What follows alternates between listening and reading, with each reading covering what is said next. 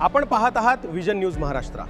गंगाखेड शहरातील police station परिसरात दिवसेंदिवस वाहतूक कोंडीची समस्या गंभीर बनत चालली। रेल्वे फाटक, राष्ट्रीय महामार्ग आणि बाजारपेठ परिसरात तासनतास वाहनांच्या रांगा लागत असून वाहतूक पोलीस मात्र बेपत्ता असल्याचा आरोप नागरिक करत आहेत। पाहूया हा विशेष रिपोर्ट। गंगाखेड पोलीस स्टेशन परिसर वाहतूक कोंडीचा अड्डा, वाहतूक पोलीस बेपत्ता, नागरिक त्रस्त। गंगाखेड शहरातील पोलीस स्टेशन परिसर सध्या भीषण वाहतूक कोंडीचा केंद्रबिंदू बनला असून नागरिकांना दररोज मनस्ताप सहन करावा लागत आहे। रेल्वे फाटक, राष्ट्रीय महामार्ग आणि मुख्य बाजारपेठ यांच्या संगमावर निर्माण होणाऱ्या वाहतूक कोंडीमुळे नागरिक हैराण झाले आहेत। हा प्रश्न कधी सुटणार? गंगाखेड शहरातील पोलीस स्टेशन परिसर सध्या वाहतूक कोंडीचा अड्डा बनला आहे।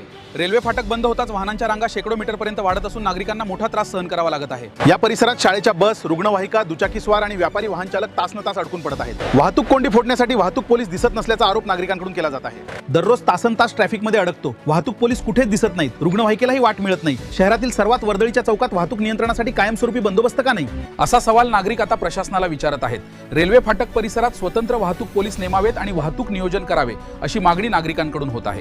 गंगाखेड शहरातील वाहतूक कोंडीची ही गंभीर समस्या नागरिकांनी प्रशासनाने तात्काळ कायमस्वरूपी उपाययोजना करावी अशी मागणी केली आहे।